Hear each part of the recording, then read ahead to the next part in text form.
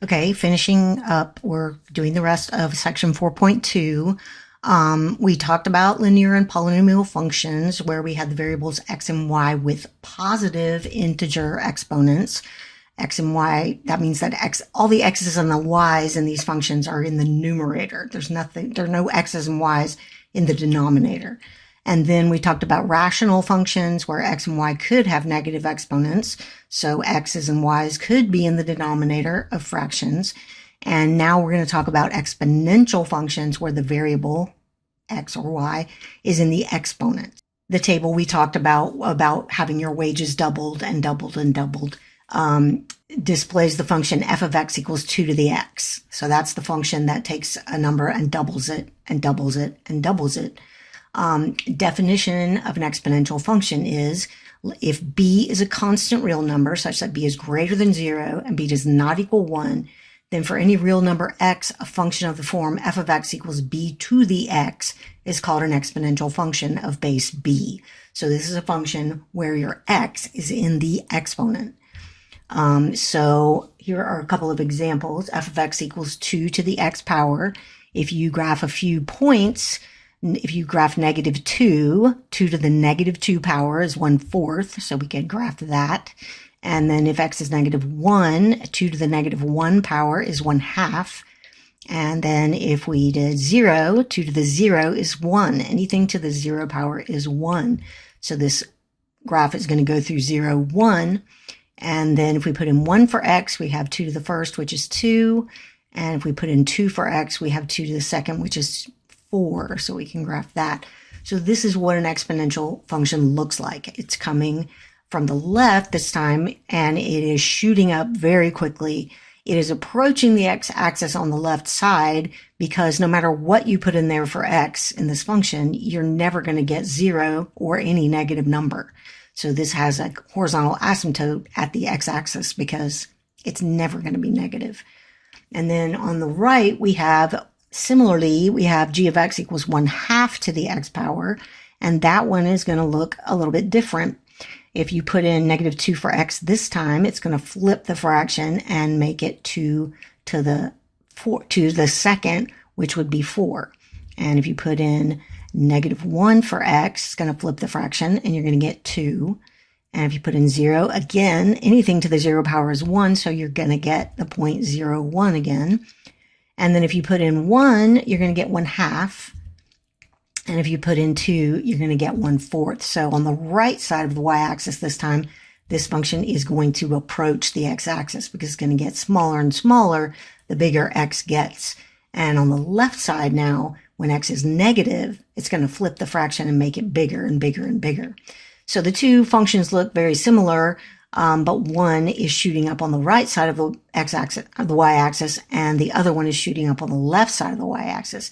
So what we're going to find out is that if the base is, first of all, the base on any exponential function has to be greater than 0, because if it's less than 0, you're going to have a negative number raised to a power, and it's just going to flip back and forth between positive and negative. So that's not going to be a continuous function.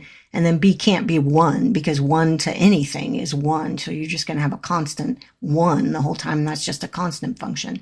So if b is greater than 0, so if your base is greater than 0, you're going to have a function that is increasing as you go from left to right. And it's sometimes called an exponential growth function.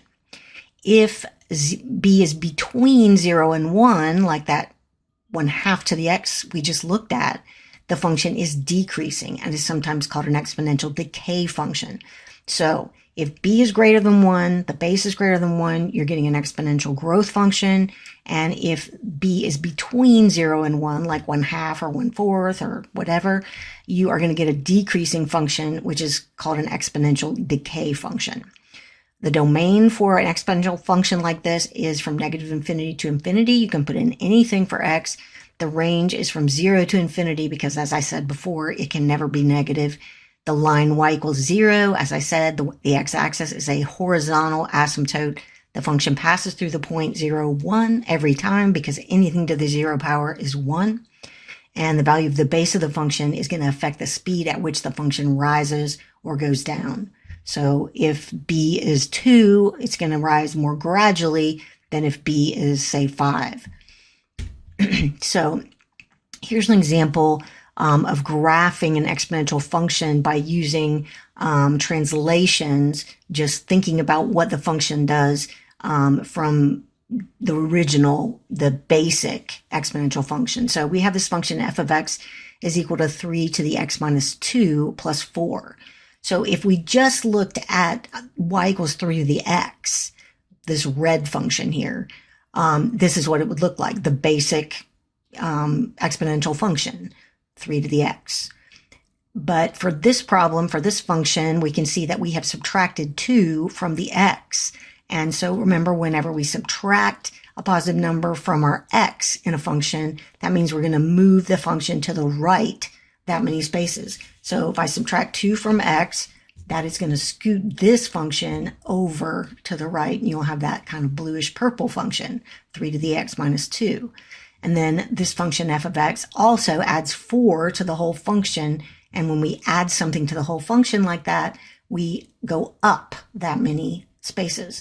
So now we are scooting that function up 4 units, and we end up with this green function. So sometimes if you look at the graph of, or the equation of a function that's an exponential function, you can do this kind of translation to think about what the new function is going to look like, and then you can graph it more easily. All right, Euler's constant. The value of the expression 1 plus 1 over x raised to the x power approaches a constant as x approaches infinity. Its value is approximately 2.718281828, and it continues, but it doesn't repeat in a pattern.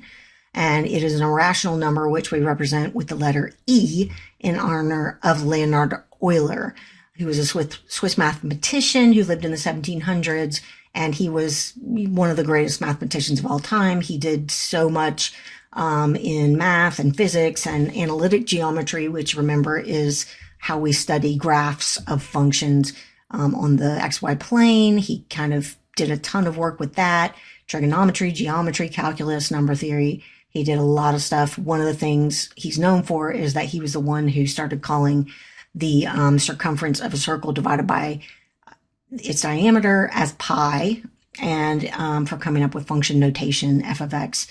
In this chart here, this table, you can see what happens to 1 plus 1 over x to the x power as x gets very large. As x gets very, very large in that particular function, it approaches this number, this irrational number that we call e, because you can't write it any other way because it's irrational, and it goes on forever and doesn't repeat in a pattern. So your question may be, why do I care what 1 plus 1 over x to the x power approaches? Why do I even care about that thing? Well, because it shows up in many natural situations involving exponential growth and decay, the growth of interest-bearing investments, so it's a big thing in banking, population growth, medicine, city planning, agriculture, radioactive decay, so radioactive dating, the growth of bacterial cultures. All of these things involve that particular function, 1 plus 1 over x to the x power. Most of the time we talk about problems involving banking and investments, interest rates, and continuous compounding of interest.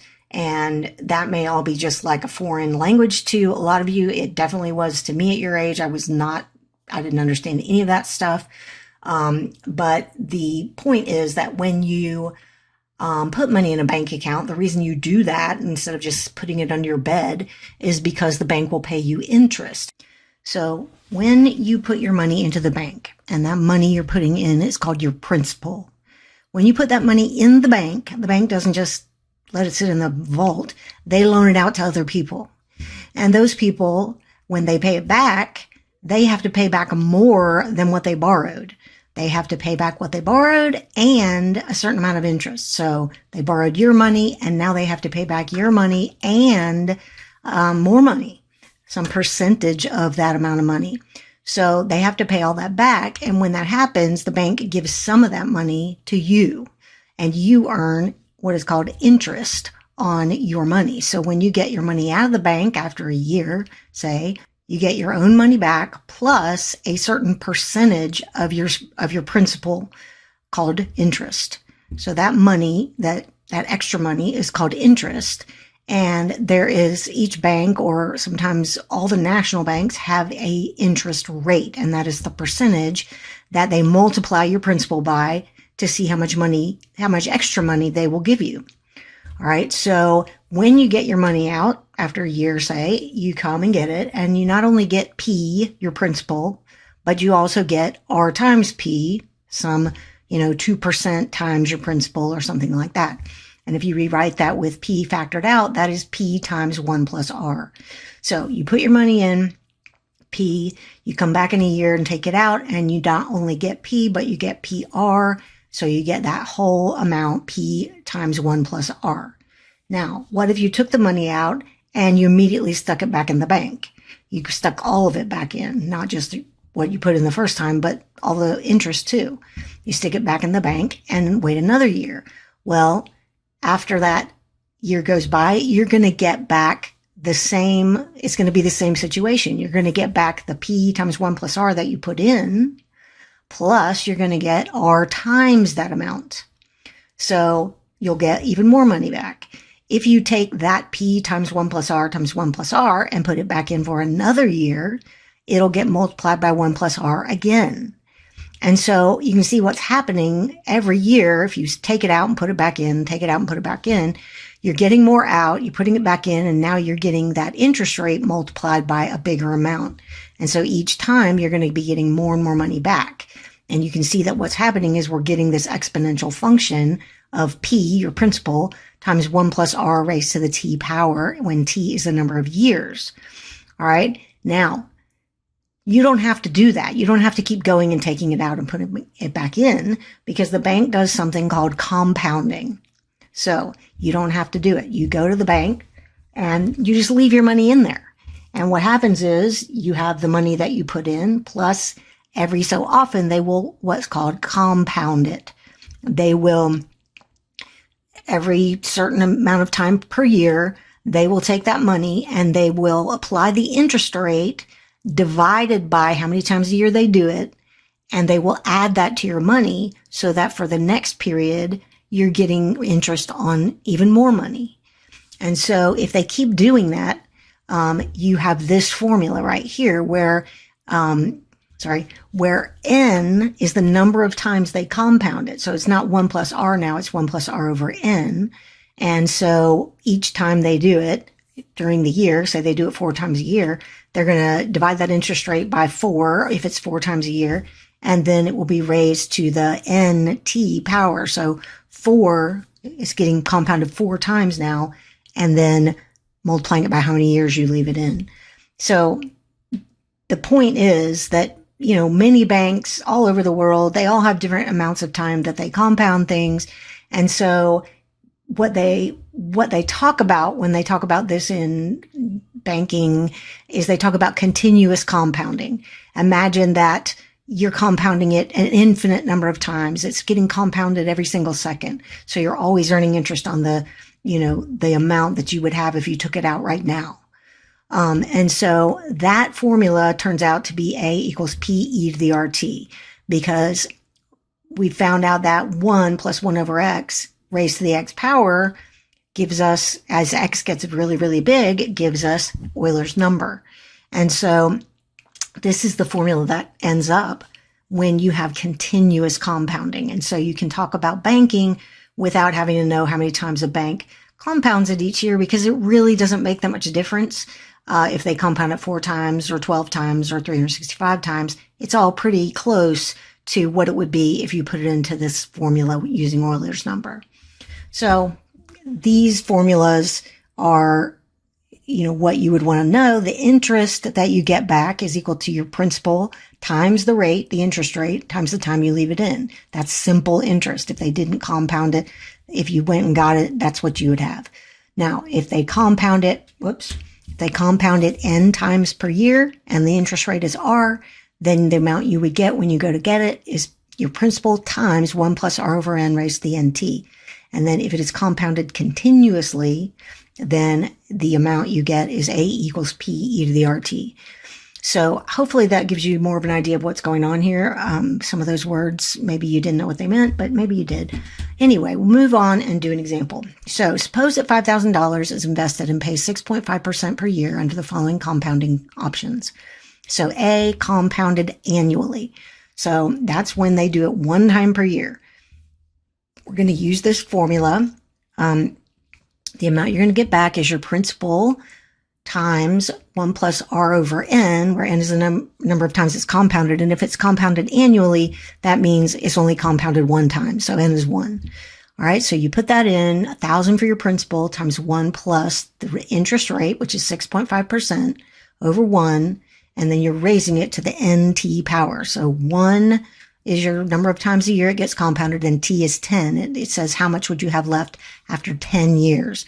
So we're putting in 10, and if you multiply that out, you are going to get $9,385.69.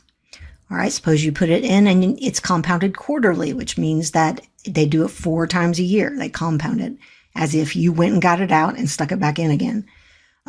So then you'd have 5,000 times 1 plus the interest rate over 4 times a year, raised to the 4 times 10 power. If you multiply that out, you are going to get this, 9,527.79. C, if you get it compounded monthly, that means that they do it 12 times a year. So n is 12, and you would do that same exact formula. And now it'll be raised to the 12 times 10. And so that comes out to be about $9,560.92. And then if you do it daily, that's going to make n 365. And if you do that and you multiply it all out and stick all the numbers in, then you are going to get about $9,577.15. Now you can notice that it's not that much difference over 10 years time between 9,385.69 and 9,577.15. I mean, it's just, not that much money. It's not that big of a difference. So if you put this all into Euler's formula, A equals P times e to the RT, if you have continuous compounding, then you plug that in, you're going to have 5,000 times E raised to the RT power. And if you punch that into your calculator, you're going to get 9,577.70 cents.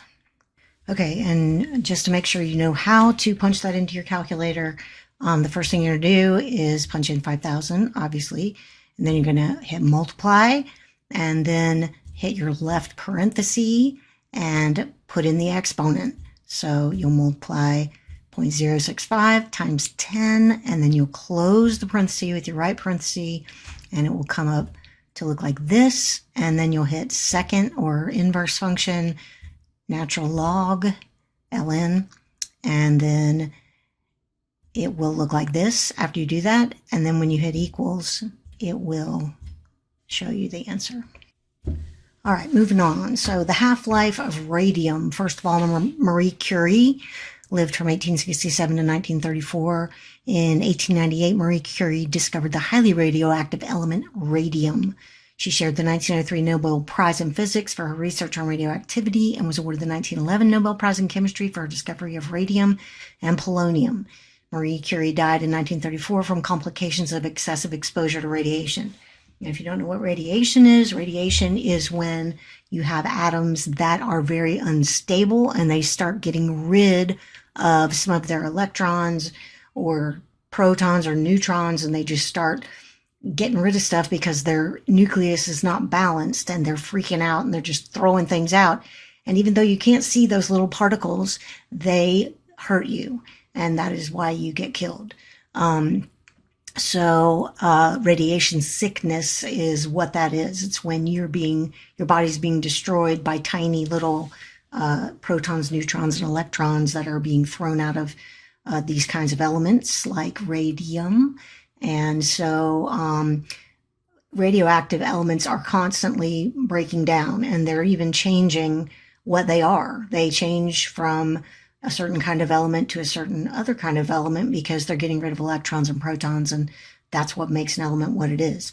Anyway, moving on, the half-life of radium. So when something is breaking down constantly, it's decaying. And so when we talk about the half-life of a radioactive material, that means how the time it takes for half of the original amount of a substance to turn into something else. So after each half-life, the amount of the original substance decreases by half. So this says that the half-life of radium is 1,620 years. And this is how they do some kinds of dating of old objects. They're trying to figure out how old it is. They can look and see how much radium is in there and how much there was in the beginning. And then they can figure it out because every 1,620 years, half of the radium in there goes away. So in a sample originally having 1 gram of radium, radium-226 is a kind of radium with a certain number of protons. The amount A of T in grams of radium-226 present after T years is given by A of T equals 1/2 raised to the T over 1620. And I'll tell you what the general formula is for figuring out how much of any kind of radioactive element will be left after a certain number of years in a minute. So T is the time in years after the start of the experiment. How much radium will be present after 1,620 years? Well, we already know the answer to that because that's the half-life, so half of it. And they started out with 1 gram, so there'll be half a gram left. But I'll go ahead and show you how that's done. A of 1620 is equal to 1/2 raised to the 1,620 over 1,620. And so that is just 1/2 to the 1, which is 1/2. So half a gram will be left after that many years. B, how many be left after 3,240 years? That'll be 1/2 raised to the 3,240 over 1,620. That's 1/2 to the second power, which will be 1/4. So 1/4 of a gram will be left. Part C, how much will be left after 4,860 years? Same formula, you just put in a different amount for T, and that will be 1/2 to the third, which will be 1/8 of a gram. So in general, the amount of a radioactive substance remaining after a certain amount of time is modeled by the function f of t equals m times 1/2 to the t over h, where m is the initial mass, so however much you started with of the substance, raised to the t, which is the number of years, divided by h, the half-life of the substance. So the book didn't actually give that particular formula. It just did a couple of examples and didn't really tell what the general formula was, so I wanted you to know that. I think that's it. Yep, that's all. So sorry for belaboring a few things, but thought you might want to know. And I will be putting up the homework very soon. Thanks for listening. Bye.